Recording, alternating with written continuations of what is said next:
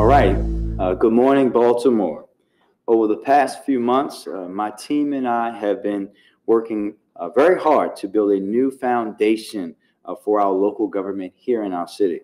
This work will not be easy. And as a city, we continue to navigate the devastating health and economic consequences of COVID-19. This pandemic, something that adds on to Baltimore's existing inequalities and unrelenting violence epidemic. To put our city on a new path, this administration will need to operate with greater urgency, transparency, accountability, and commitment to equity more than ever before. As many of you are aware, we have been shepherding a transition process over the past few months to generate actionable recommendations for my first term in office and for the future of Baltimore.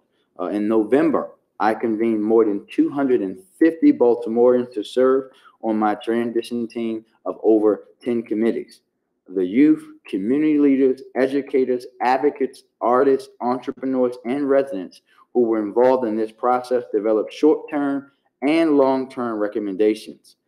These recommendations will guide my administration over the next 4 years and beyond. I am proud of the inclusive, community-powered, and wide-ranging process that my team developed, and I look forward to sharing the full recommendations of our transition team in the very near future, so please, please, please stay tuned. Together, we built a vision for a new way forward for Baltimore, taking ideas from every corner of this city and combining them with the best practices of other places have used to transform and grow equitably.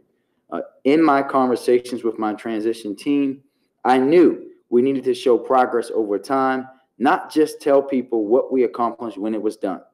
And so I assembled with my team a list of actions we could accomplish over the first 100 days so that residents could see transformation in their city government immediately.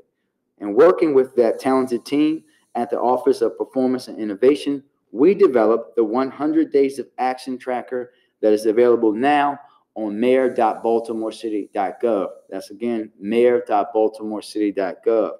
It emerged from a sense of urgency and from my belief that we're at our best when we set high goals and are accountable to the people that we serve. This tracker will allow you to see the early priorities of my administration. Our work will center on 6 key priority areas: building public safety, making Baltimore equitable, prioritizing our youth, building public trust, COVID-19 recovery, and responsible stewardship of city resources. As you can see, there are first 100-day priorities established in each of these categories.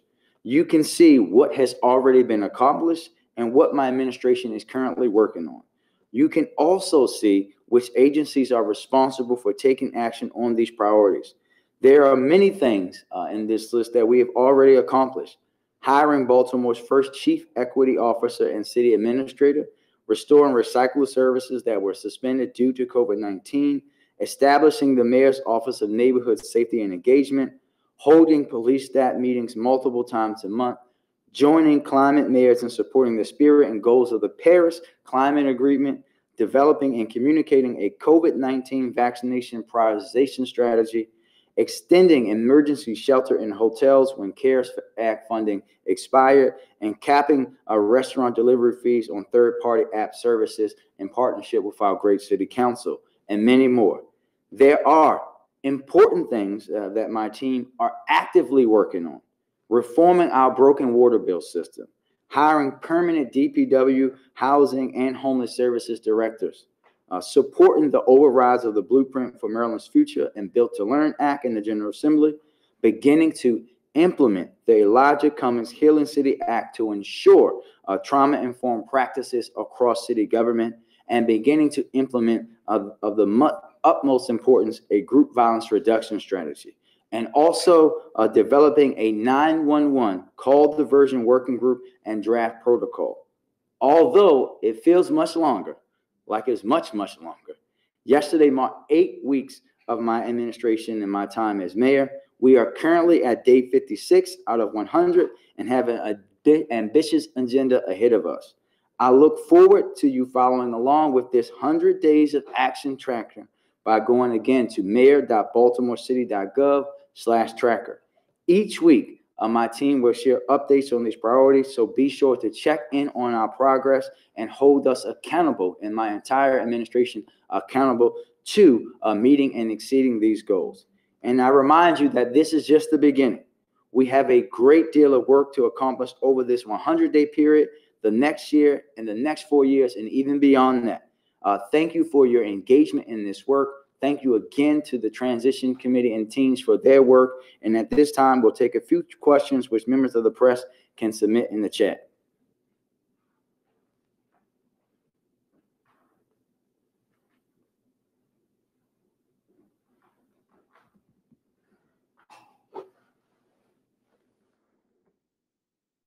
Questions.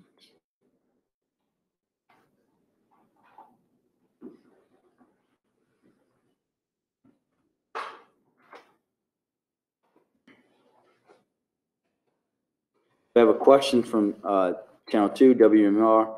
In light of last night's cancellation of COVID vaccines for the month of February for the city's health department, what specifically have you asked the governor of the state for a better help to administer vaccines? What is the state committed to? If anything, is the city looking to other ways to book appointments? Listen, we know that this vaccination system, we've talked tremendously about the issues with PrepMar. You heard it from me, you heard it from the health commissioner. I want everyone to know that the folks that were turned away, they had a link that they shouldn't have had. That link was for folks getting their second dose. It was shared out for some folks and they shouldn't have had it. But this is why, again, I reached out to the governor yesterday by phone and then by letter, asking for more assistance from the state and how we can better give out this vaccine in a more equitable way. That is detailed in our letter that we sent to the governor. We'll be sure to share it with you so that you can see every single detail. We know that the governor's office received receipt, and they said they look forward to working with us to improve the process.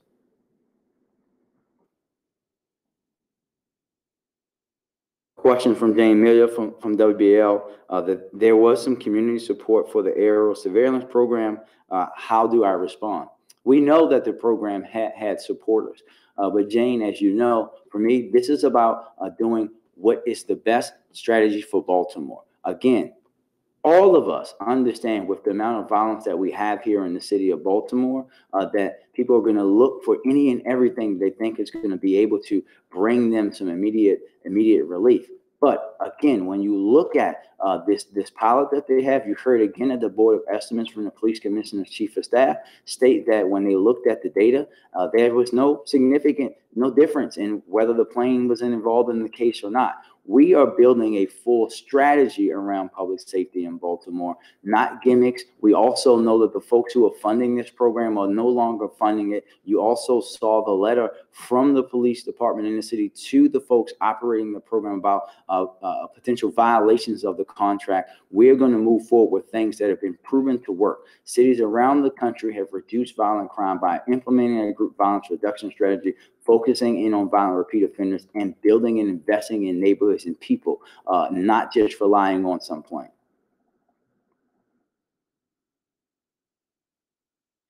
Question from Emily from YPR. Has the city seen a backlog of needed tests after the testing site at BCC was closed? Listen, as I said last week, we need additional vaccine supply. You haven't just heard that from me. You've heard that from every county executive. You've heard that from the governor. We all know that where we are here in Baltimore, where every county in Maryland is, where our state is, where other states are, as a result of having a federal government up until President Biden took that oath of not even believing in this vaccine. This is where we're at now. This is why we're actively working with the state, actively pushing on the federal government to see how quickly we can get these vaccines out. And this is why we have to focus on doing this in a more equitable way, in a quicker way, something that should have been done under the previous federal administration. But we know now with a real president who believes and is pushing the federal government to act, that we will see relief in the near future.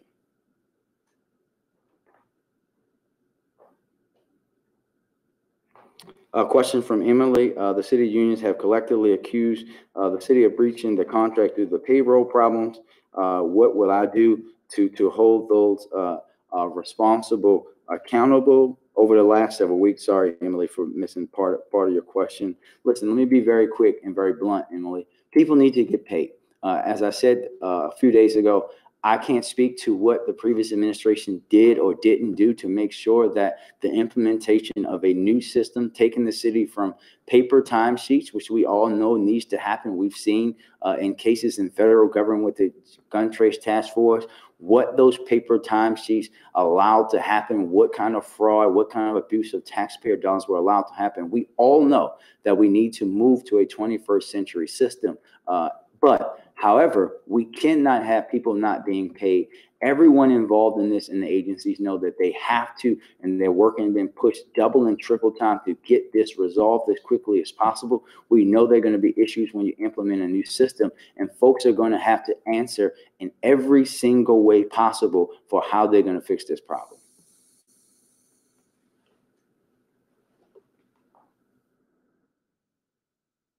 Question from Alexa about where we are with homicides and shootings first this year versus last year. And am I happy with the progress of the police department? Alexa, it's an easy answer.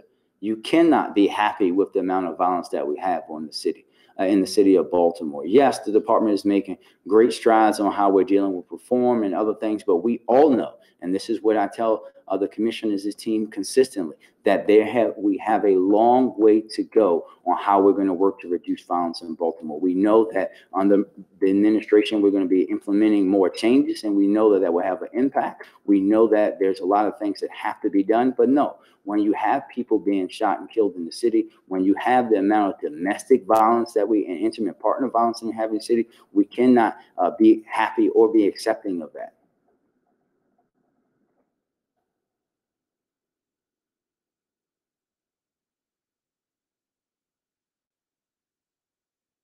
Dave asked about the trauma training. I think my trauma training is on Friday. I take my trauma training on Friday morning, Dave, and we'll be communicating out about more folks that have been taking it as well.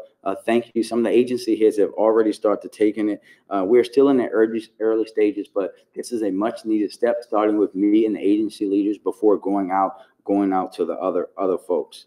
And then the last question is about payroll. We know that, listen, this is a new system. What's happening each and every time my staff is working with finance when we get complaints to make sure that these folks are getting paid, making sure that they are getting supplemental checks, whatever we have to do to make sure that folks are getting their pay corrected in every fashion. Thank you, everybody.